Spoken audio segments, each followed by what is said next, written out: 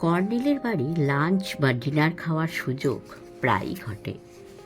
তার মতে ভোজন রসিক হলো সে যে নিজে কম খায় কিন্তু অপরকে বেশি খাওয়ায়। তার মানে তিনিই নাকি যথার্থ ভোজন রসিক।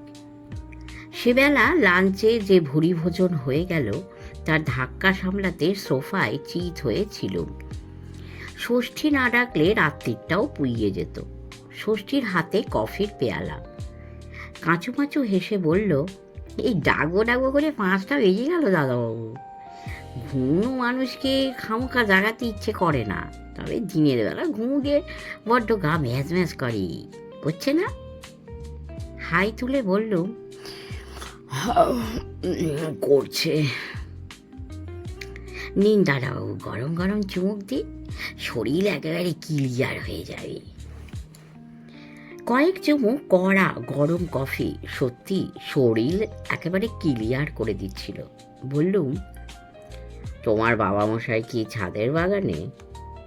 আগে না, তিনি বেরিয়েছেন। কিছু বলে যাননি? না তো। বলে ষষ্ঠী ফিক করে হাসল। এই বলে গেছেন দাদাবাবুকে যেন বিরক্ত করবি নে, যতক্ষণ ইচ্ছে ঘুম। কিন্তু সেটা কি ঠিক হয় বলুন দাদাবাবু? আশ্বিন মাসের বিকেলে ঘুমলে পরে শরীর ক্লিয়ার হয় না। ষষ্ঠী বুঝতে পারে ওকে নিয়ে ঠাট্টা করা হচ্ছে কিনা। গম্ভীর হয়ে বলে, ওই হলো আর কি। আমি কি আপনাদের মতো ইংরেজি জানি না, স্কুলে পাস দিয়েছি। বাবা মশাইয়ের কাছে শুনে শুনে 2-4টে শিখিয়েছি। ওকে আর ঘাঁটালুম না। কফি শেষ করে বেরিয়ে পড়ল। নিচে লনের একধারে পার্কিং স্পটে আমার গাড়িটা পার্ক করা ছিল। স্টার্ট দিয়ে বড় রাস্তায় পৌঁছে ঠিক করলুম বিজ্ঞানী চন্দ্রকান্তের কাছে যাওয়া যাক।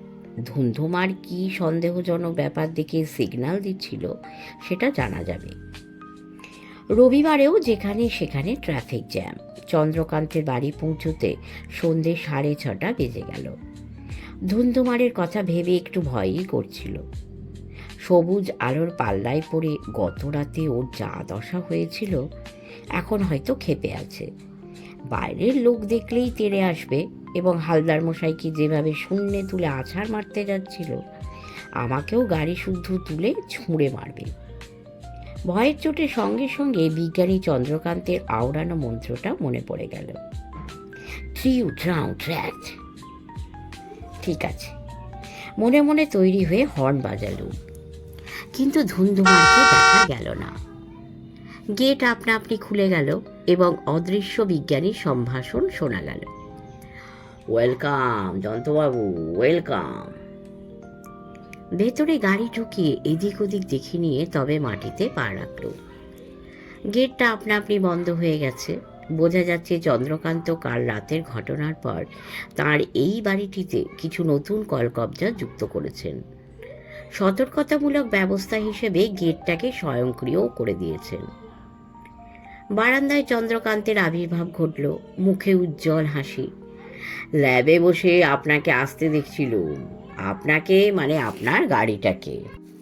টেলিস্কোপ নাকি সেই পেরিস্কোপে? রেডারে। টেলিস্কোপ পেরিস্কোপ ওসব সেকেলে জিনিস, এ যুগে অচল।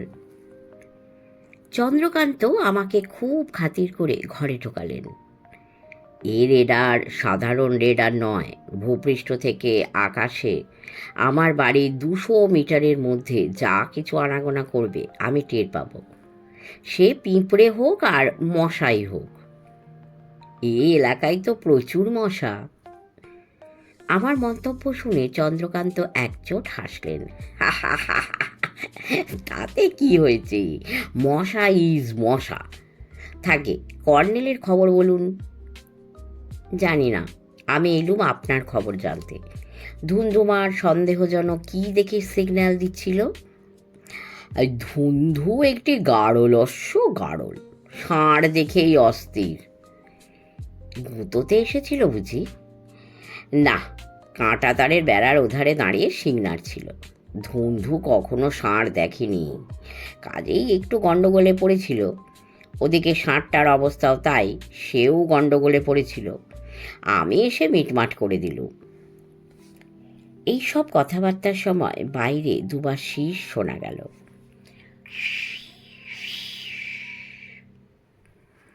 চন্দ্রকান্ত গ্রাহ্য করলেন না। বললুম, একবার দেখে আসা উচিত সবুজ আলোর বলটা। বিজ্ঞানী আমাকে থামিয়ে দিয়ে বললেন, লেজার ল্যাসোটাও ধুন্ধুর মাথায় আটকে দিয়েছি, চিন্তার কারণ নেই। বলে আমার দিকে ভুরু কুঁচকে কিছুক্ষণ তাকিয়ে রইলেন, তারপর নড়ে উঠলেন।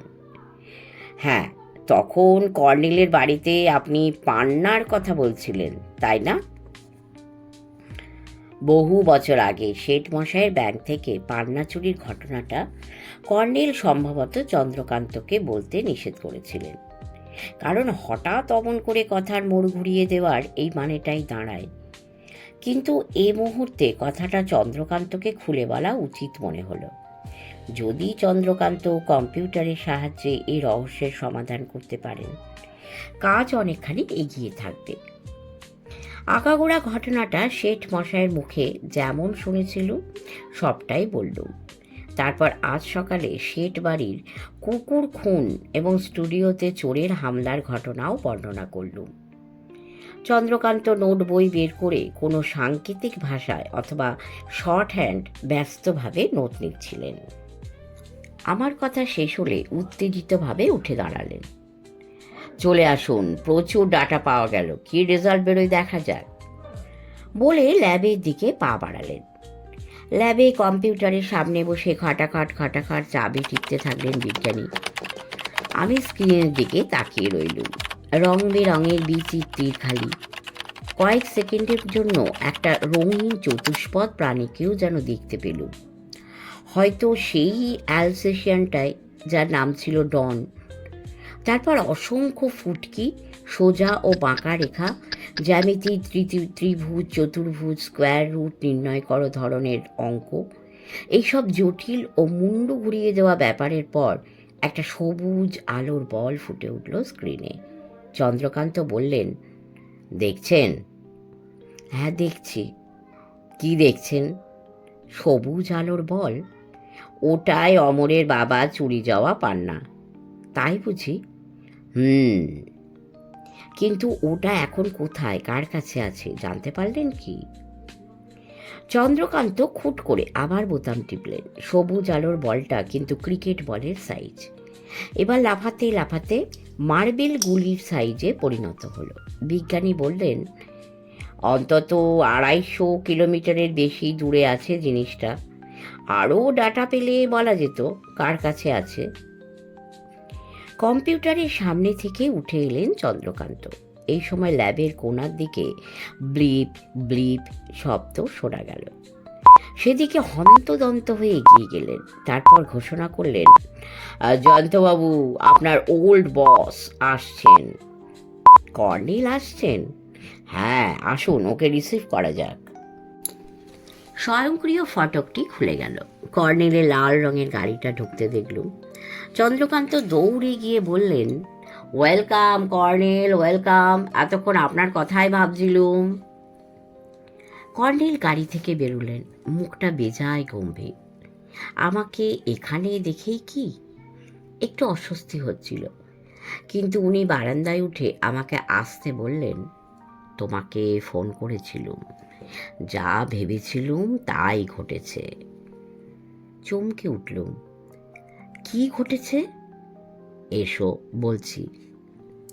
চন্দ্রকান্ত বোধ করি সিনথেটিক কফি পকোড়া দিয়ে কর্নেলকে আপ্যায়নের জন্য পা বাড়াচ্ছিলেন। কর্নেল বললেন, বসুন চন্দ্রকান্তবাবু, কথা আছে। চন্দ্রকান্ত সঙ্গে সঙ্গে ধূপ করে বসে বললেন, পান্না সম্পর্কে তো একটু আগে জয়ন্তবাবুর কাছে সব ডাটা নিয়ে কম্পিউটারে ফিড করিয়ে দেখলুম। চুরি যাওয়া পান্নাটা অন্তত 250 কিলোমিটারের বেশি দূরে লুকোনো আছে। কর্নেল তেমনি গম্ভীর মুখে বললেন, হ্যাঁ, ঠিক তাই। দরিয়াগঞ্জেই কোথাও লুকোনো আছে, কিন্তু সেই লুকিয়ে রাখা পান্নাটার দাবিতে আজ কোমল কোরককে কেউ বা কারা সত্যিই চুরি করেছে। চন্দ্রকান্ত সোজা হয়ে বসলেন। আমি হাঁ করে তাকিয়েছিলুম। বললুম, সে কি?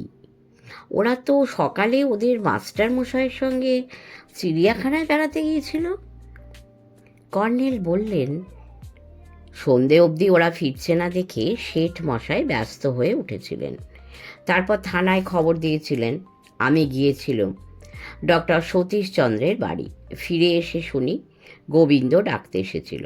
এখনই শেঠ মশাইয়ের বাড়ি চলে গেলুম। লেটার বক্সে একটা চিঠি পাওয়া গেছে দেখলুম, হাতের লেখা, কোড়কেরই। এটাই আশ্চর্য।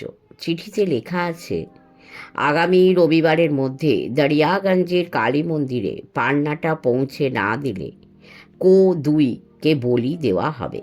ইতি হা হা হু হু। ওই প্রাইভেট টিউটার লোকটিরই কীর্তি। কর্নেল সাই দিয়ে বললেন, আপাত দৃষ্টিতে সেটাই পুলিশের ধারণা। মাস 3 হবে তপব্রতবাবু শেঠ বাড়ি টিউশনি ধরেছেন। শেঠ মশাই নাতিদের প্রাইভেট টিউটর রাখার জন্য কাগজে বিজ্ঞাপন দিয়েছিলেন। অনেক দরখাস্ত এসেছিল। সেটাই স্বাভাবিক। আজকাল দেশে অসংখ্য শিক্ষিত ছেলে মেয়ে বেকার। যাই হোক, তপব্রতকে পছন্দ হয়েছিল শেঠ মশাইয়ের। পছন্দ হওয়ার একটা কারণও শুনলুম। তপব্রতের সংস্কৃত ভাষাতেও নাকি একটা ডিগ্রি আছে। শেঠ মশাই এদিকে সংস্কৃত প্রচার সমিতির সভাপতি। দেখলুম চন্দ্রকান্ত নোট বই বের করে নোট করছেন, হিজিবিজি আঁচড়। বললুম, লেটার বক্সটা গেটেই দেখেছি মনে হচ্ছে, কিন্তু পুলিশ পাহারা ছিল তো আজ, তাদের চোখ এড়িয়ে। কর্নেল বাধা দিয়ে বললেন, কেউ লেটার বক্সে চিঠি ঢোকাতে এলে পুলিশ বাধা দেবে কেন? কিন্তু কথাটা হলো, যে 2জন কনস্টেবল গেটে পাহারা দিচ্ছিল তারা কাউকে লেটার বক্সে চিঠি ঢোকাতে দেখেনি। তার মানে চিঠিটা পুলিশ, এমনকি আমরা শেঠ বাড়ি যাওয়ার আগে থেকেই লেটার বক্সে ছিল। তপব্রত কোমল কোরককে নিয়ে বেরোনোর সময় চিঠিটা ঢুকিয়ে দিয়েছিল লেটার বক্সে। কর্নেল একটু হাসলেন। পুলিশের তাই ধারণা। কিন্তু ওই সময় কোমল কোরকের সামনেই হরবাবু স্টুডিওর তালা ভাঙা, ডনকে ইঞ্জেকশন দিয়ে মেরে ফেলা, ছবি তছনছ করে কিছু খোঁজা, এসব সাংঘাতিক কাজ তপব্রত করেছে বলে কি তোমার মনে হয়? সে নিজে করেনি, সে ওদের নিয়ে বেরিয়ে গেছে, তারপর তার স্যাঙাতরা ঢুকেছে। গোবিন্দ ওপরে ব্যস্ত ছিল কোনো কাজে। সে নিচের হলঘরের দরজা বন্ধ করতে আসার আগেই তপব্রতের স্যাঙাতরা ওই কাজগুলো করেছে। ডন বাধা দিতে এসেছিল, তাই তাকে বিষাক্ত ইঞ্জেকশন দিয়ে মেরে ফেলেছে। কর্নেল চুরুট ধরিয়ে বললেন, পুলিশের থিওরির সঙ্গে তোমার থিওরি মিলে যাচ্ছে জয়ন্ত, কিন্তু আপনার থিওরি কি? আপাতত কিছু দাঁড় করানো যাচ্ছে না, কারণ। কর্নেল এক রাশ নীল ধোঁয়ার ভেতর বললেন, শেঠ মশাইকে অবিশ্বাস করতে বাধছে। তিনি 50 বছর আগে চুরি যাওয়া পান্নার কোনো হদিশ পাননি। চন্দ্রকান্ত বললেন, অথচ কিডন্যাপাররা সেই পান্নাটা তার কাছেই দাবি করেছে। বড্ড বেয়াড়া লোকগুলো তো। আমি বললুম, কর্নেল, কিছুক্ষণ আগে আপনি বলেছেন হারানো পান্নাটা দরিয়াগঞ্জেরই কোথাও লুকোনো আছে। কর্নেল টুপি খুলে টাকে হাত বুলিয়ে বললেন, বলেছি। তাহলে নিশ্চয়ই কোনো সূত্র পেয়ে গেছেন? হ্যাঁ, পেয়েছি। অধীর হয়ে বললুম, খুলে বলতে অসুবিধাটা কি? কর্নেল সুর করে এই অদ্ভুত ছড়াটা আওড়ালেন, 2 ডাক বাট, উত্তরে হাট, ঘাটে মহাবল, তার নিচে জল, ওইখানে থাম, সিদ্ধ মনস্কাম। চন্দ্রকান্ত খিকখিক করে হেসে বললেন, কি অদ্ভুত, কি অদ্ভুত। বললুম, ব্যাপারটা জট পাকিয়ে দিলেন দেখছি। হঠাৎ কোত্থেকেই উদ্ভুট্টে ছড়া এসে গেল? ছড়াটা কোরকের খাতায় লেখা ছিল। শেঠ মশাইকে দেখিয়েছেন? না, এ সময় ওর যা মনের অবস্থা, নাতির খাতায় লেখা এই আজব ছড়াটা দেখানো উচিত মনে করিনি। কিন্তু হারানো পান্নাটা দরিয়াগঞ্জে আছে, সেটা কি করে বুঝতে পারলেন?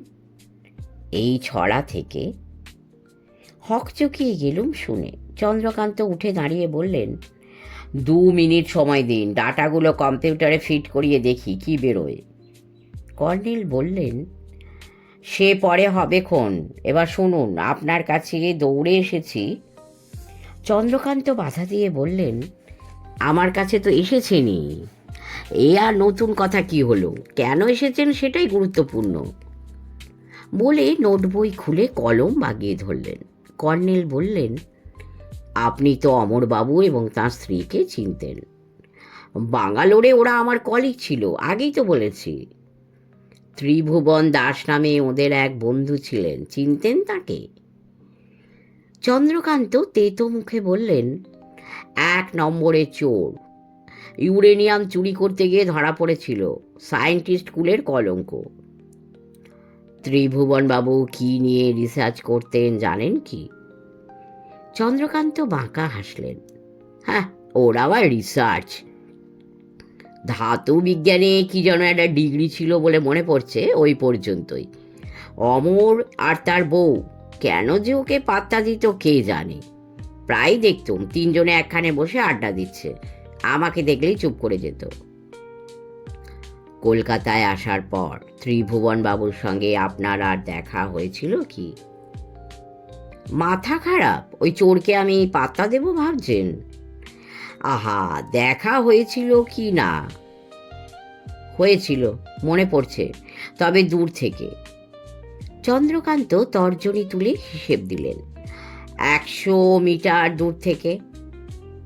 কতদিন আগে? চন্দ্রকান্ত স্মরণ করার চেষ্টা করলেন, তারপর বললেন, মাস 3-4 আগে চৌরঙ্গিতে ভিড়ের ভেতর দেখা, সে দেখেই সঙ্গে সঙ্গে সরে গেলুম। চোর চোর বললুম।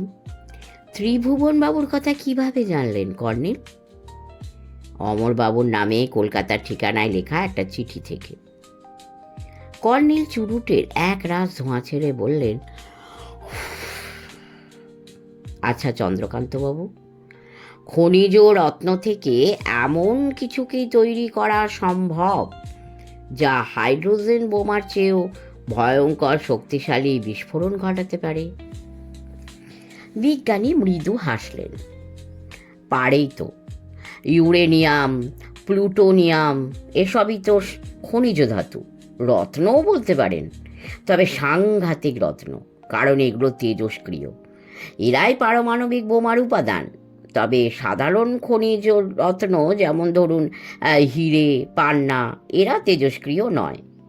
কিন্তু তেজস্ক্রিয় না হলেও এদেরও এক ধরনের বিকিরণ ঘটে, নির্দোষ বিকিরণ। এখন কথা হলো, বিকিরণ মানে রশ্মি নির্গমন। কোনো উপায়ে কেউ যদি মহাজাগতিক তেজস্ক্রিয় রশ্মি কেন্দ্রীভূত করে সেই সাধারণ রশ্মিকে বন্দুকের ট্রিগার হিসেবে ব্যবহার করতে পারে, কেন্দ্রীভূত মহাজাগতিক তেজস্ক্রিয় রশ্মিতে মারাত্মক বিক্রিয়া শুরু হবে। পৃথিবী ঝলসে পুড়ে একেবারে চাঁদের অবস্থা হবে।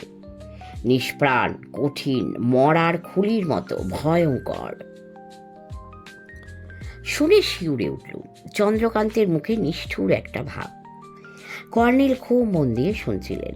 এবার বললেন, ডক্টর সতীশচন্দ্র বলছিলেন কৃত্রিম উপায়ে পান্না তৈরি করাও সম্ভব। হ্যাঁ, আমাকেও বলেছেন, আমিও চেষ্টা করে দেখব ভাবছি। কিন্তু সমস্যা হলো, অমর ও সবিতার যুগান্তকারী ফর্মুলাটা জানতে পারলে সবুজ আলোর বল তৈরি করাটা সহজ হতো। ওটাই তো প্রথম ধাপ, তাই না? দেখা যাক। সবুজ আলোর বলটা আপনার বাড়ির আনাচে কানাচে এসে উঁকি দিচ্ছে, ওটাই পাকড়াও করে ফেলুন। এসে দেখুক না আর একবার, ধুন্ধু তৈরি হয়েই আছে। কর্নেল উঠে দাঁড়ালেন। চলি চন্দ্রকান্তবাবু। চন্দ্রকান্ত বললেন, ডাটাগুলো কম্পিউটারে ফিড করিয়ে দেখি, আসুন না ল্যাবে। যদি ছেলে দুটোর কোনো হদিশ বেরিয়ে আসে, বেরোলে আমাকে ফোনে জানিয়ে দেবেন, আমার একটু তাড়া আছে। কর্নেলের সঙ্গে আমিও বেরিয়ে পড়লুম। চন্দ্রকান্ত হাত নেড়ে বিদায় জানালেন। কর্নেলের গাড়ি আগে, আমার গাড়ি পেছনে। ভিআইপি রোড হয়ে উল্টো ডিঙির মোড়ে পৌঁছলে এদিক সেদিক থেকে এক ঝাঁক গাড়ি এসে আমাদের দুজনকে আলাদা করে ফেলল। তারপর আর কর্নেলের লাল গাড়িটা দেখতে পেলুম না। ইলিয়ট রোডে কর্নেলের বাড়ির গেটের কাছে গাড়ি থামিয়ে ভেতরের পার্কিং স্পট খুঁজে দেখলুম। কোনো লাল রঙের গাড়ি নেই, এখনও পৌঁছনি। মিনিট 15 অপেক্ষা করার পর বিরক্ত হয়ে নিজের ডেরায় ফিরলুম। মাথার ভেতরটা ঝিমঝিম করছে। রাত 11টায় একটা জমজমাট বিলিতি ভূতের গল্পের বই পড়ছি, কারণ বিকেলের ঘুমটা রাতের ঘুমকে পণ্ড করেছে। সেই সময় ফোন বাজল। বিরক্ত হয়ে ফোন তুলে বললুম, wrong number. Right number darling. Sorry, colonel. আমিও দুঃখিত জয়ন্ত, তোমাকে ভিড়ে হারিয়ে ফেলেছিলুম। বাজে কথা, ইচ্ছে করেই একা কেটে পড়েছিলেন। জাগে বলুন কি ব্যাপার। জয়ন্ত একটু আগে দরিয়াগঞ্জ থেকে হালদার মশাই ট্রাঙ্কাল করেছিলেন। বলেন কি, উনি দরিয়াগঞ্জ চলে গেছেন? আমরাও যাচ্ছি, আমি এবং তুমি। সকাল 7টায় এসপ্ল্যানেডের বাস স্টেশনে দরিয়াগঞ্জের বাস ছাড়ে। তুমি 6:30টার মধ্যে অবশ্য পৌঁছবে ওখানে। কিন্তু ব্যাপারটা কি? প্রচুর রহস্য ডার্লিং, প্রচুর রহস্য। ফোন রাখার শব্দ হলো। বুঝলুম আর মুখ খোলানো যাবে না। ফোন নামিয়ে ভূতের গল্পে চোখ রাখলুম, কিন্তু আর জমল না। বিলিতি ভূতটা সবুজ আলোর বলটা তাড়া খেয়ে বেরিয়ে পড়েছে। এরপর ঘুম আসা আর সম্ভব নয়। রহস্যটা আমাকে পেয়ে বসল। রহস্য সত্যি প্রচুর, যত সাংঘাতিক তত জটিল। চিত হয়ে শুয়ে জ্বর ছাড়ানোর চেষ্টা করতে থাকলো। তপব্রত সেই ইউরেনিয়াম চোর ধাতুবিজ্ঞানী ত্রিভুবন দাসেরই চেলা। ত্রিভুবন দাস তাকে শেঠ বাড়িতে পাঠিয়েছিল বাচ্চু ফকিরের হারানো পান্নার খোঁজে। এখানেই সন্দেহ যাচ্ছে। শেঠমশাই কর্নেলকে সম্ভবত পুরো সত্যি কথাটা বলেননি। পরে কোনো উপায়ে পান্নাটা উদ্ধার করেছিলেন। সেটা বাচ্চু ফকিরকে হয়তো ফেরত দেবার ইচ্ছেও ছিল, কিন্তু আর তার খোঁজ পাননি। তার খোঁজ না পাওয়ার কথা আমার সামনে শেঠমশাই বলেছিলেন কর্নেলকে। চন্দ্রকান্তর বাড়িতে কর্নেল বললেন পান্নাটা দরিয়াগঞ্জে কোথাও লুকোনো আছে, এবং কোড়কের খাতায় লেখা ছড়াটা থেকে তার সূত্র পেয়েছেন। তার মানে দাঁড়াচ্ছে দাদু নাতিদের ওই ছড়াটা শিখিয়েছিলেন, যাতে ওরা বড় হয়ে ছড়াটার সাংকেতিক সূত্র ধরে পান্নাটা উদ্ধার করতে পারে। কোড়ক ভুলে যাওয়ার ভয়ে বুদ্ধি করে ওটা খাতায় লিখে রেখেছিল। বাহ, আমার থিওরির সঙ্গে বাস্তব ঘটনাগুলো চমৎকার মিলে যাচ্ছে। ত্রিভুবন দাস অমরবাবুর কাছে এই হারানো পান্নার ব্যাপারটা শুনে থাকবেন। ওই রকম একটা প্রকাণ্ড পান্না তার দরকার ছিল। অমরবাবু নিশ্চয়ই টের পেয়েছিলেন। তার বাবা পরে পান্নাটা উদ্ধার করে কোথাও লুকিয়ে রেখেছেন। দৈবাত মুখ ফুসকে বলে থাকবেন ধাতু বিজ্ঞানীকে। দারুণ মিলে যাচ্ছে আমার থিওরি। কর্নেলকে বলতে হবে। এখন কথাটা হলো, ত্রিভুবন দাস তপব্রতের সাহায্যে কোমল কোড়ককে কি কিডন্যাপ করালো, না সেই পান্নার দাবিতে? তার মানে তপব্রত কোড়কের খাতায় ছড়াটা দেখে থাকবে, কিন্তু ওটার মর্ম বোঝেনি। ব্যাপারটার ব্যাকগ্রাউন্ড তৈরি করার জন্য সে কোমল কোড়ককে দিয়ে কর্নেলের ছাদের বাগানে গুলতিতে বাঁধা চিরকুট ছুঁড়ে মারার ব্যবস্থা করেছিল, যাতে কিনা সত্যি সত্যি কিডন্যাপ করা হলেও ব্যাপারটা কর্নেল নিছক তামাশা ভেবে নাক গলাতে যাবেন না, এবং কিডন্যাপার কোমল কোড়ককে লুকিয়ে রাখার জন্য প্রচুর সময় পাবেন। কর্নেল নীলাদ্রি সরকারের কীর্তিকলাপ ত্রিভুবন দাস আর তপব্রত জানা, তাই এই ফন্দি ফিকির। শেঠ বাড়িতে কর্নেল যাতায়াত করেন মাঝে মাঝে, কাজেই ওরা সাবধানে এগোচ্ছিলেন লক্ষ্যের দিকে। এখন বাকি রইল দুটো রহস্য। বিজ্ঞানী চন্দ্রকান্তের বাগানে রাত বিরেতে সবুজ বলের আবির্ভাব এবং হরবাবু স্টুডিওতে হানা। অনেক ভেবেও এই দুটো জ্বর ছাড়াতে পারলুম না। ঘড়ির দিকে তাকিয়ে দেখলুম রাত 2টো বাজে। টেবিল বাতির সুইচ অফ করে চোখ বুঝলুম, কিন্তু সবুজ আলোর বলটা এসে আটকে গেছে চোখের ভেতর। খুব লাফালাফি করে বেড়াচ্ছে। কি ঝামেলায় পড়া গেল। তারপর সত্যি ঘুমিয়ে গেছি কি না বলতে পারবো না, ফোনের বিরক্তিকর শব্দে তড়াক করে উঠে বসল এবং ফোন তুলেই অভ্যাস মতো বললুম, wrong number. Right number darling. Sorry colonel, আবার কি হলো? 6টা বাজে, উঠে পড়ো। না না, আর শোয়া নয়, রেডি হও, ট্যাক্সি করে যাওয়ার পথে তোমাকে বরং তুলে নিয়ে যাব। আধ ঘন্টা পরে কর্নেলের সঙ্গে ট্যাক্সিতে এসপ্ল্যানেডের দিকে যেতে যেতে বললুম, হালদার মশাই ট্রাঙ্ক কলে কী কথা জানিয়েছেন যে শোনা মাত্র এভাবে ছুটে চলেছেন? ট্রাঙ্ক কল না করলেও যেতুম ডার্লিং। না হয় যেতেনি, কিন্তু হালদার মশাইয়ের কথাটা কি? বাঘ। অবাক হয়ে বললুম, বাঘ মানে? হালদার মশাই দরিয়াগঞ্জে বাঘ দেখেছেন নাকি? তাই তো বললেন। ধরে নিচ্ছি দরিয়াগঞ্জে জঙ্গল আছে, বাঘও থাকতে পারে। হালদার মশাই সেই বাঘ দেখে থাকতেও পারেন, কিন্তু বাঘের সঙ্গে এই কেসের কী সম্পর্ক? খুব গভীর সম্পর্ক আছে জয়ন্ত। আরে খুলে বলুন না। মুখ দেখে বুঝলুম গোয়েন্দা প্রবর আপাতত আর কথা বাড়াতে রাজি নন। চুরুটে ধোঁয়ার ভেতর সান্তাক্লজ সদৃশ্য মুখটি ঢাকা পড়েছে, চোখ দুটি বন্ধ। 8 ঘন্টার বাস জার্নি শুনে ভরকে গেলুম। টিকিট কেটে এনে বললুম, নিজেদের গাড়িতে গেলে জার্নিটা আরামদায়ক হতো।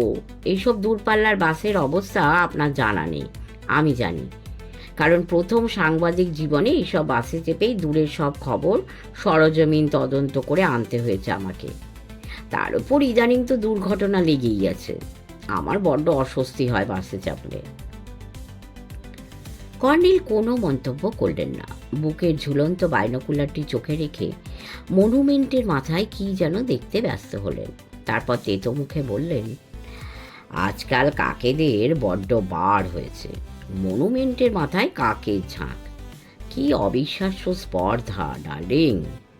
এরপর দেখবে রাইটার্স বিল্ডিংসেও ঝাঁকে ঝাঁকে গিয়ে হানা দিয়েছে। আমার মতো টেকো লোকেদের পক্ষে সে এক বিপজ্জনক ঘটনাই বলা চলে। বাই দা বাই জয়ন্ত, তুমি তো রাইটার্সে যাওটাও খবর আনতে। কোন কোন মন্ত্রীর টাক আছে একটা তালিকা দিও তো আমাকে। ওদের সাবধান করে দেব, যাতে ওরা টুপি পরে দপ্তরে যান। দরিয়াগঞ্জগামী বাসটিতে 1-2 করে যাত্রী উঠতে শুরু করেছে। সব সিটই রিজার্ভ করার ব্যবস্থা আছে। আমাদের সিট নাম্বার 5 আর 6, সামনে 3 আর 4। 3 নম্বরের লোকটি টিকিট কাটার সময় কিউতে আমার সামনেই ছিল। কেমন যেন চেহারা, গোঁফ, গালপাট্টা, জুলজুলে চাউনি, গাট্টা গোট্টা গরম। বাস ছাড়ার সময় এখনো হয়নি। সে জানালার ধারে বসে সেই জুলজুলে চাউনিতে আমাদের দেখছিল। আমরা তখনও বাসে উঠিনি, পাশেই দাঁড়িয়ে আছি। লক্ষ্য করলুম যতবার চোখে চোখ পড়ছে চাউনি সরিয়ে নিচ্ছে। ভাবলুম কর্নেলকে কথাটা বলি, কিন্তু উনি কাক কাক করে এমন মেতে উঠেছেন। আসলে ওর বাড়ির পাশের নিম গাছে রাজ্যের কাকের আড্ডা, কাকেদের পার্লামেন্ট বলা যায়। ষষ্ঠীর কাছে শুনেছি। ভুল করে খালি মাথায় কর্নেল তার শূন্যোদ্যানে গিয়ে ঠোকর খান, কাজেই কাক তাঁর চক্ষুশূল হতেই পারে। কিন্তু লোকটাও অমন করে তাকাচ্ছে কেন? খুব সন্দেহজনক এবং অস্বস্তিকর ব্যাপার। বাস বেচারার দোষ নেই, রাস্তার যা অবস্থা, ঝাঁকুনির চোটে হাড়ের ভিড় ঢিলে হয়ে যাচ্ছিল। তারই মধ্যে কখন দিব্যি একখানা ঘুমও দিয়ে নিয়েছিলেন। কর্নেলের ডাকে সোজা হয়ে বসে ফ্যাল ফ্যাল করে তাকিয়ে রইল। কর্নেল বললেন, এসে গেছি, তবে 1 ঘন্টা লেট। সামনে 3 নম্বর সিটের সন্দেহভাজন লোকটিকে দেখতে পেলুম না। বাস থেকে নেমে কর্নেলকে তার কথা জিজ্ঞেস করলে মুচকি হেসে বললেন, 6 কিলোমিটার দূরে আগের স্টপে নেমে গেছে। কিন্তু তার চেয়েও গুরুত্বপূর্ণ ঘটনা হলো হালদার মশাইয়ের এখানে অপেক্ষা করার কথা। কোথায় তিনি? মফস্বল শহরের বাসস্ট্যান্ড যেমন হয়, চারদিকে ঠাসাঠাসি দোকানপাট, যানবাহনের গুঁতোগুঁতি, এলোপাতারি ভিড় আর চেঁচামেচিতে তুলকালাম। কিছুক্ষণ অপেক্ষা করে এবং এদিকে ওদিকে আঁতিপাতি খোঁজাখুঁজি করেও গোয়েন্দা ভদ্রলোকের গোঁফের ডগাটুকুও আবিষ্কার করা গেল না। কর্নেলের মুখে উদ্বেগ লক্ষ্য করে বললুম, নিশ্চয়ই কোনো বিপদে পড়েছেন, হালদার মশাই যা নাক গলানো স্বভাব। কর্নেল বললেন, বাঘের পেটে যাওয়াও অসম্ভব নয়। বাঘ?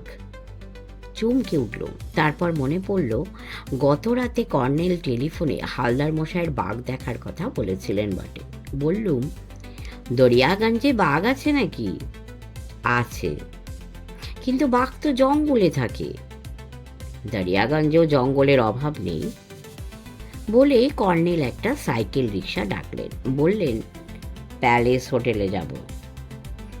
রিক্সায় যেতে যেতে বললুম, প্যালেস হোটেল শুনে মনে হচ্ছে এই ইঁদু শহরেও 5 স্টার হোটেল আছে। কর্নেল হাসলেন। দরিয়াগঞ্জ খুব বনেদি জায়গা জানেন তো। নবাবী আমলের সুবা, বাংলা, বিহার, উড়িষ্যার বড় বাণিজ্য কেন্দ্র ছিল। পদ্মা সেই পুরনো ঐতিহাসিক শহরের প্রায় অর্ধেকটা গিলে খেয়েছে। তবে 250 বছরের পুরনো একটা পাথরের প্রাসাদ এখনো টিকে আছে। তার ভোল ফিরিয়ে এক জৈন ব্যবসায়ী হোটেল করেছেন। দরিয়াগঞ্জ টুরিস্ট স্পট হিসেবেও বিখ্যাত। এই অখাদ্য জায়গায় টুরিস্টরা কি দেখতে আসে? পদ্মার সৌন্দর্য, তাছাড়া ঐতিহাসিক নিদর্শনও প্রচুর। কর্নেল রিক্সাওয়ালার কান বাঁচিয়ে চাপা স্বরে এবং মিটিমিটি হেসে বললেন, তবে তোমাকে জানানো উচিত, বেশিরভাগ টুরিস্টই ছদ্মবেশী স্মাগলার। এটা সীমান্ত এলাকা, পদ্মা পেরোলেই বাংলাদেশ। তবে আসল কথাটা হলো, আজকাল যেখানে সীমান্ত সেখানেই স্মাগলারদের দাপট। বাজার এলাকা ছাড়িয়ে গিয়ে বাঁদিকে তাকাতেই পদ্মার দেখা পেলুম। সত্যি মুগ্ধ হবার মতো বিশাল সুন্দর এক নদী। বুকে কোথাও সবুজ দ্বীপের মতো জ্বর, কোথাও সোনালি কাচিমের খোলের মতো ধুধু বালিয়াড়ি। কর্নেলকে চোখে বাইনোকুলার তুলে নিতে দেখলুম। কি দেখছেন বোঝা গেল। কাছে ও দূরে বুনো হাঁসের ঝাঁক ওড়াউড়ি করছে। কালো, দীর্ঘ আর বাঁকা একটা রেখা মাঝে মাঝে আকাশ থেকে চাবুকের মতো এসে সপাং করে নীলচে জলে আছড়ে পড়ছে। শরতে সবে মরশুমে হাঁসের ঝাঁক আসতে শুরু করেছে। ওপরটা আবছা, জল আকাশ ছুঁয়েছে বলে মনে হয়। সব মিলিয়ে যেন সমুদ্র আর মরুভূমির আজব সহাবস্থান। ডাইনে বসতি এলাকা, পুরনো জীর্ণ বাড়ির ভেতর নতুন ঝকমকে সব বাড়ি, একাল সেকাল পাশাপাশি দাঁড়িয়ে আছে। একটু পরে বসতি এলাকা শেষ হলো। বাইনোকুলার নামিয়ে কর্নেল বললেন, এবার আমরা ইতিহাসের ভেতর ঢুকছি জয়ন্ত। ওই দেখো। একটা জঙ্গুলে জায়গার ভেতর টুটা ফাটা পুরো মসজিদের গম্বুজ, মন্দিরের চূড়া, ধ্বংসস্তূপ। কোথাও শুধু একটা দেওয়াল খাড়া হয়ে দাঁড়িয়ে আছে, গায়ে সবুজ চাপ চাপ শ্যাওলা, মাথায় ঝোপঝাড়, ডাইনে ঘুরে প্রকাণ্ড ফটক। ভেতরে একটা লাল রঙের দোতলা বাড়ি চোখে পড়ল। ফটকের মাথায় ইংরেজিতে লেখা আছে প্যালেস হোটেল। ফটকের সামনে রিক্সা থেকে আমরা নামলুম। রিক্সাওয়ালা ভাড়া নিয়ে চলে গেলে কর্নেল বললেন, হালদার মশাইকে একটা ডাবল বেড ঘর বুক করতে বলেছিলাম, করেছেন কিনা কি জানে। এসো দেখা যাক। নুড়ি বিছানো রাস্তার দুধারে পাম গাছের সারি, দুধারে টুকরো টুকরো ফুল বাগিচা, দেশি বিদেশি গাছ। খুদে নকল পাহাড়ের গা বেয়ে নকল ঝর্ণা ঝরছে। দেখে মুখ দিয়ে বেরিয়ে গেল, বাহ। কর্নেল বললেন, কিন্তু, বলেই থেমে গেলেন। বললুম, কিন্তু কি? তোমার সন্দেহভাজন লোকটি দেখছি অন্য পথে আগেই এখানে এসে পৌঁছে গেছে। বুকটা ধড়াস করে উঠল। বললুম, কই, কোথায়? কর্নেল ইশারায় ডান দিকের সবুজ লনের শেষে অশোক গাছের তলায় একটা বেঞ্চ দেখালেন। বেঞ্চে হেলান দিয়ে বসে সেই গুঁফো গালপাট্টাওয়ালা লোকটাই বটে, সিগারেট টানছে। তার মুখের এ পাশটা দেখা যাচ্ছে শুধু, কিন্তু এ যে সেই তাতে ভুল নেই। লোকটার সঙ্গে বোঝাপড়া ঝোঁকেই থমকে দাঁড়িয়ে গিয়েছিল। কর্নেল আমাকে হাত ধরে টানলেন। আরে ছেড়ে দাও, আগে রাতে ডেরা খোঁজাটাই এখন জরুরি।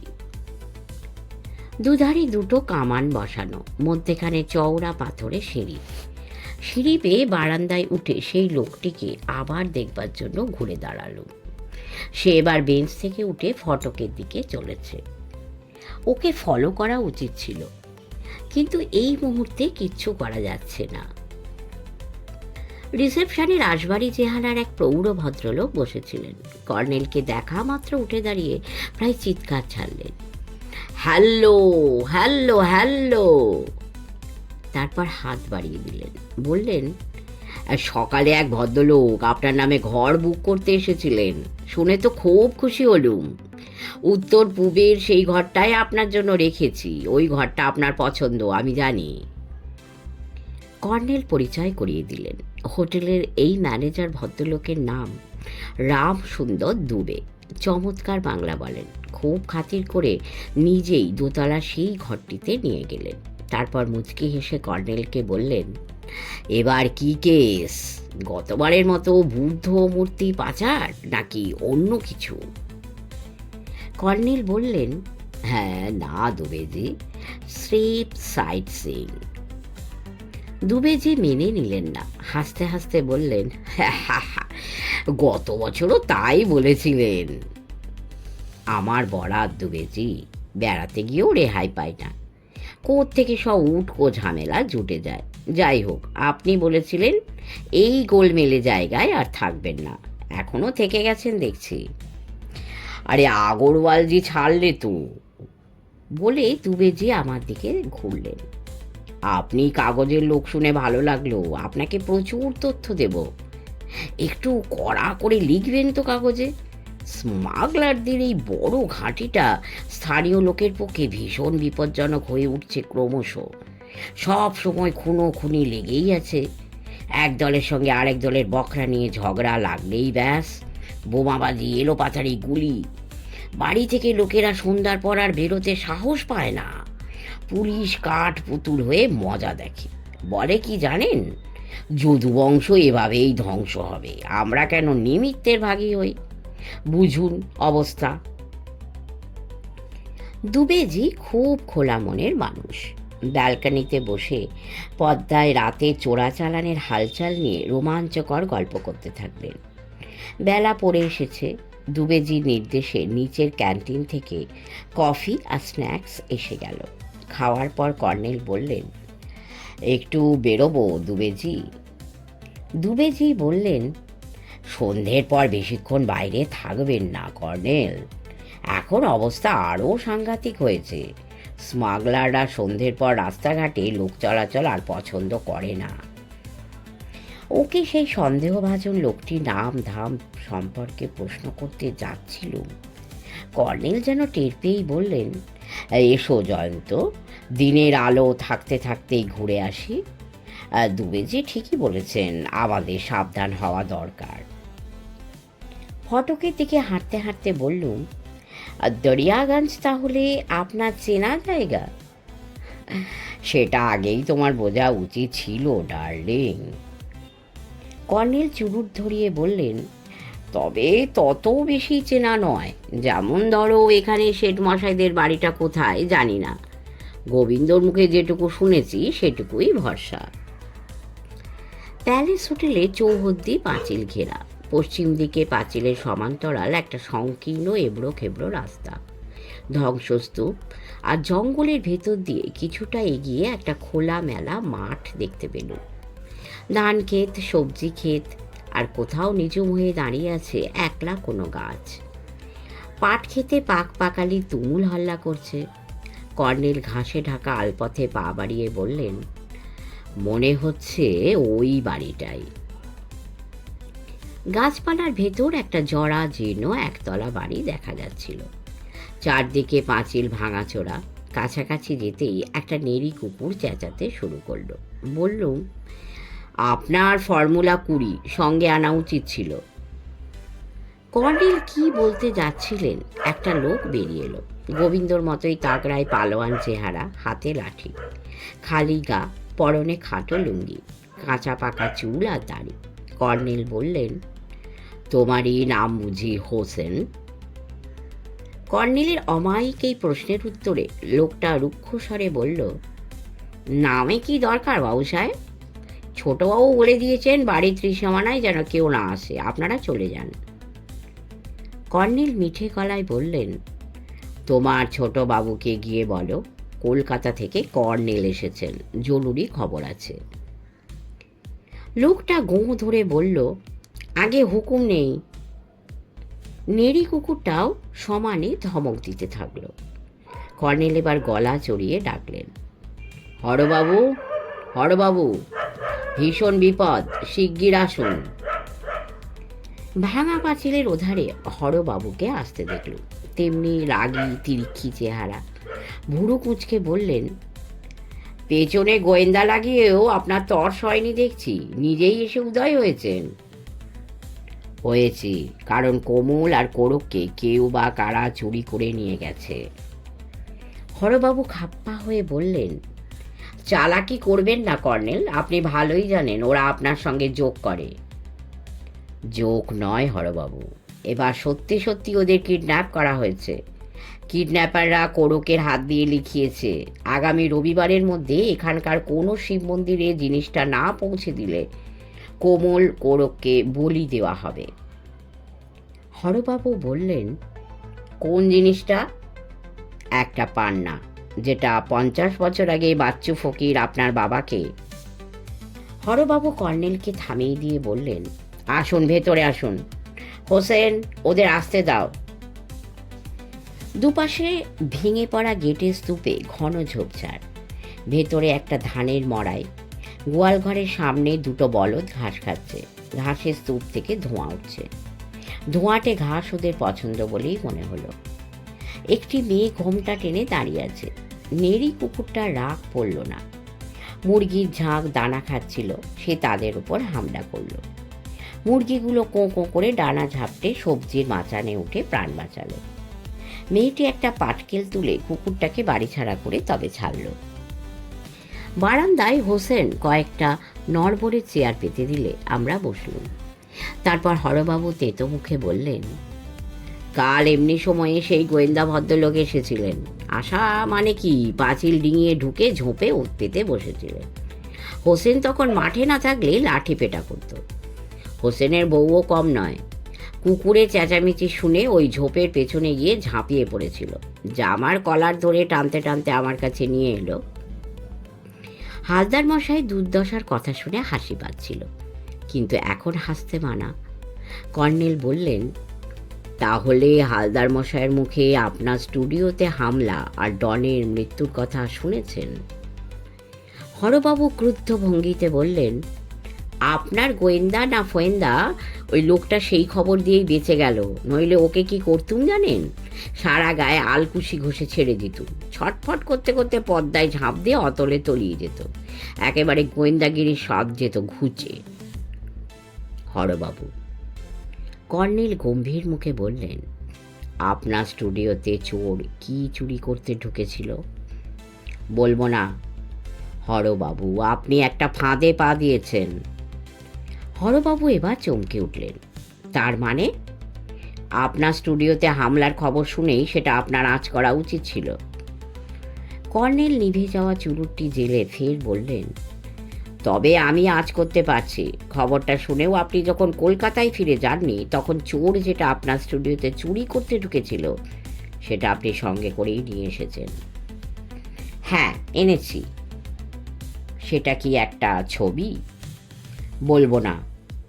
আচ্ছা হরবাবু, আপনি সবুজ বল কেন আঁকেন? বলবো না। হরবাবু, কোমল কোরককে কিডন্যাপারদের হাত থেকে বাঁচাতে হলে আপনাকে এসব প্রশ্নের জবাব দিতেই হবে। কর্নেলের কণ্ঠস্বরে দৃঢ়তা ছিল। হরবাবু মুখ নামিয়ে আসতে বললেন, কোমল কোরককে কেউ কিডন্যাপ করেনি, ওটা জোক। ওরা নিজেরা নিজেদের কিডন্যাপ করে। এবার ওরা সত্যিই বিপদে পড়েছে হরবাবু, এবারেরটা জোক নয়। বলে একটু ঝুঁকে পড়লেন হরবাবুর দিকে। চাপা স্বরে ফের বললেন, আপনি সাংঘাতিক একটা লোকের ফাঁদে পা দিয়েছেন। অমনি হরবাবু প্রায় চেঁচিয়ে উঠলেন, বারবার ফাঁদ ফাঁদ করছেন, কিসের ফাঁদ? আপনার দাদার বন্ধু ত্রিভুবন দাসের। যে ত্রিভুবন দাস আপনার দাদা বৌদির মৃত্যুর জন্য দায়ী। কথাটা বলেই কর্নেল উঠে দাঁড়ালেন। আমিও দেখা দেখে উঠে পড়লুম। হরবাবুর মুখে একটা রাক্ষসে ভাব, যেন এখনই ঝাঁপিয়ে পড়বেন কর্নেলের ওপর। আমরা বারান্দা থেকে নেমেছি। তখন হরবাবু বললেন, আপনাকে সাবধান করে দিচ্ছি কর্নেল, আমার ব্যাপারে নাক গলাতে এলে বিপদে পড়বেন। কর্নেল কোনো কথা না বলে হাঁটতে থাকলেন। আর চোখে দেখলুম হোসেন যেন অবাক হয়ে গেছে। একবার হরবাবুকে আর একবার কর্নেলকে দেখছে। কুকুরটা তার বইয়ের তাড়া খেয়ে বাইরে পালিয়েছিল, এতক্ষণে আমাদের পেছনে লাগলো। তার চেঁচানিতে বিরক্ত হয়ে একটা পাটকেল কুড়ুতে যাচ্ছি, সেই সময় দেখলুম কর্নেল পকেট থেকে একটা লম্বাটে কৌটোর মতো জিনিস বের করলেন।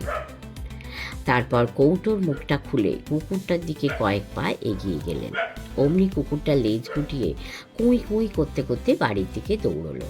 হাসতে হাসতে বললুম, ফর্মুলা 20 নাকি?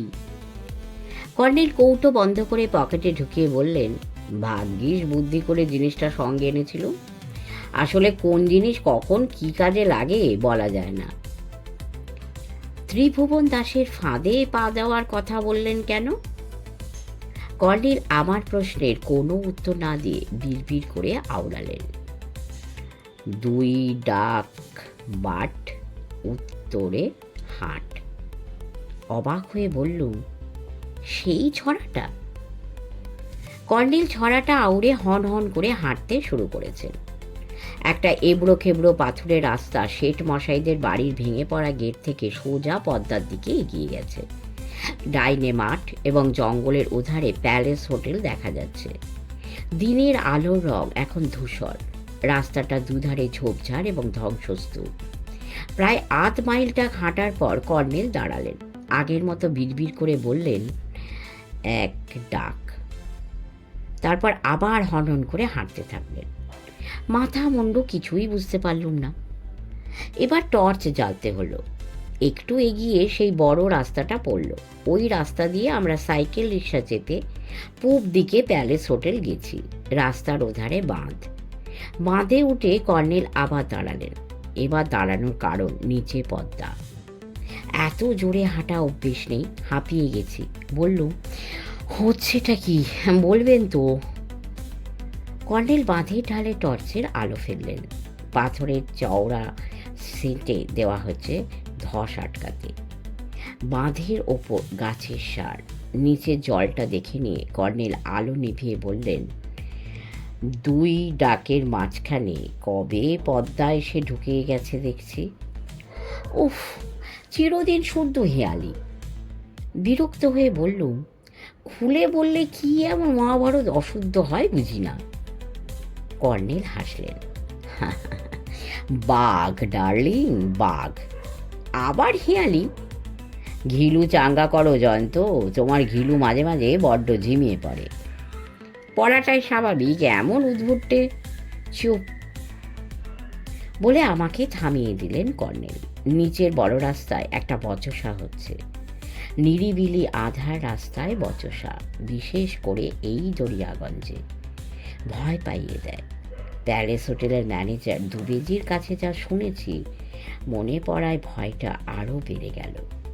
নিশ্চয়ই স্মাগলারদের মধ্যে বকরা নিয়ে ঝগড়া হচ্ছে। কিন্তু একটু পরে বুঝতে পারলুম বচসাটা সাংঘাতিক কিছু নয়। গলার স্বরও চেনা চেনা মনে হলো। মাপ করবেন মশাই, ও রাস্তায় রিক্সা টানতে পারবো না। এতকাল সবাই পেরেছে, তুমি পারবে না? আজ্ঞে না, ভাড়া মিটিয়ে দিন, চলে যায়, দিনকাল খারাপ। আমি বলে এলুম এ তল্লাটে। দেখো বাবু, আমাকে দরিয়াগঞ্জে সবাই চেনে, তুমিই চেনো না দেখছি। ভরাট গলায় অন্য একজন বলল, তোমাকে রিক্সা শুদ্ধ পদ্মায় ছুঁড়ে ফেলে দিতে পারি জানো। এই ছেড়ে দে বাবা, আয়, একটু কষ্ট করে পায়ে হেঁটেই যায়। এতক্ষণে চিনতে পারলুম। চাপা স্বরে কর্নেলকে বললুম, শেঠ মশাইয়ের গলা মনে হচ্ছে। কর্নেলও চাপা গলায় বললেন, হ্যাঁ, শেঠ মশাই আর গোবিন্দ। রিক্সাটা ক্রিং ক্রিং করে ঘন্টা বাজিয়ে ঘুরছিল। তার যুগযুগে আলোয় শেঠ মশাই আর গোবিন্দকে একবারের জন্য দেখা গেল। রিক্সাটা পশ্চিমে শহরমুখ হয়েই যেন তাড়া খাওয়া প্রাণীর মতো পালিয়ে গেল। পালোয়ান গোবিন্দের হুমকি হয়তো এর কারণ। শেঠ মশাইয়ের হাতে সেই বেঁটে নকশাদার লাঠি এবং ছড়িটাও দেখতে পেলুম। কিছুক্ষণ পরে বললুম, শেঠ মশাই কি নাতিদের উদ্ধার করতে এলেন? তাই তো মনে হচ্ছে, কিন্তু বাচ্চু ফকিরের পান্না তো 50 বছর আগে ওর ব্যাংক থেকে হারিয়ে গেছে। ওটা না পেলে উনি নাতিদের উদ্ধার করবেন কি করে? কর্নেল কোনো জবাব দিলেন না। ফের পদ্মার দিকে ঘুরে দাঁড়িয়ে বিড়বিড় করে সেই আজব ছড়াটা আউড়ে তারপর আপন মনে আগের মতোই বললেন, সমস্যা, 2 ডাকের মধ্যিখানে পদ্মা একখানা হাত ঢুকিয়ে দিয়েছে। আহ, ব্যাপারটা কি? বাঘ। রাগ করে বললুম, হোটেলে ফিরে যাচ্ছি, আপনি এখানে দাঁড়িয়ে থাকুন, তারপর সত্যি বাঘ এসে হালদার মশাইয়ের মতো আপনাকেও পেটে চালান দিক। পা বাড়িয়েছি। কর্নেল বললেন, জয়ন্ত, বাঘের চেয়ে সাংঘাতিক হলো ভূত। আমি ভূতে বিশ্বাস করি না। তুমি বিশ্বাস না করলে কি হবে, ওই দেখো ভূত ঘুরে বেড়াচ্ছে পদ্মার চরে। চমকে উঠে পদ্মার দিকে তাকিয়ে দেখি শূন্যে ভেসে আছে একটা সবুজ আলো, ঠিক যেমনটি বিজ্ঞানী চন্দ্রকান্তের বাগানে দেখেছিলুম। ক্রিকেট বলের সাইজে সবুজ সেই ভূতের আলো। আলোটা কলকাতা থেকে এত দূরে চলে এসেছে। অজানা ভয়ে বুক কেঁপে উঠল। দম আটকানো গলায় বলে উঠলুম, কর্নেল, সেই সবুজ আলো, ওখানে কি করছে ওটা? কর্নেল আসতে বললেন, ত্রিভুবন দাসের কাজ কারবার বোঝা কঠিন, যাই হোক, তার সঙ্গে বোঝাপড়া পরে হবে। এসো, শেঠ মশাই কি করছেন দেখি। রাস্তায় নেমে বললুম, আবার ওদের বাড়িতে যাওয়া ঠিক হচ্ছে কি? খেকি কুকুরটা না হয় আপনার ফর্মুলা 20 শুঁকে লেজ গুটিয়ে পালাবে, কিন্তু এবার শুধু হোসেন পালোয়ান নয়, গোবিন্দ পালোয়ানও তার পাশে। তাছাড়া হোসেনের বউও যা দজ্জাল শুনলুম, হালদার মশাইয়ের মতো প্রাক্তন দুঁদে দারোগাকে কাহিল করে ছেড়েছিল। কর্নেল বললেন, জয়ন্ত, স্পিকটি নট। শেষ করলাম আজকের পর্ব। পরের পর্ব নিয়ে আসব। সকলে শুনবেন, কমেন্ট করবেন, লাইক করবেন এবং পরম করুণাময়ের কৃপায় অবশ্যই ভালো থাকবেন এবং সাবস্ক্রাইব করে আমাদের পাশে থাকবেন। নমস্কার।